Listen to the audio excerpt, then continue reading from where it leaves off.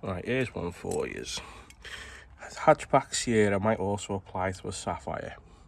Getting water in the boot, condensation on rear window. Thought it was light gaskets. Took the lights out, got new gaskets, put them back in, water tested it, water come in. Make sure gaskets were fine, fitted perfectly, put it back on, adjusted the light, still coming through. So when you take the light out, with the back panel, this piece here goes onto the quarter, there's a seam that comes across the top here. And on this one, you can see where someone at the factory, must have been a Friday job or something, it's got the brush, gone across, but not really gone in and sealed it. So as a result, it's got a tiny gap. And what's happening is when you water test it, the water comes down the quarter, hits the lights, should drain away either side of the light and off the car.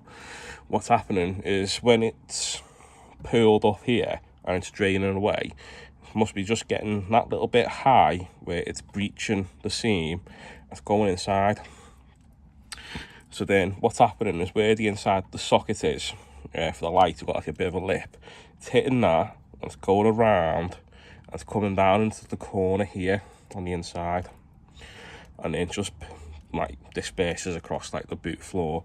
Fortunately enough, it's not particularly bad on this one, but it's annoying me nonetheless, where obviously every now and then, when it rains, back window steams up a little bit, ends up a bit like a greenhouse inside. So it might be worth, before spending out on the seals, just take the carpet out, open the boot.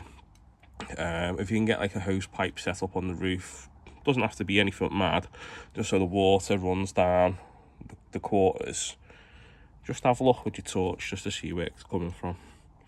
Might save yourself a couple of quid on light seals, and just be a case of putting a proper sealer across there. So that's a job for one day this week when I get the stuff.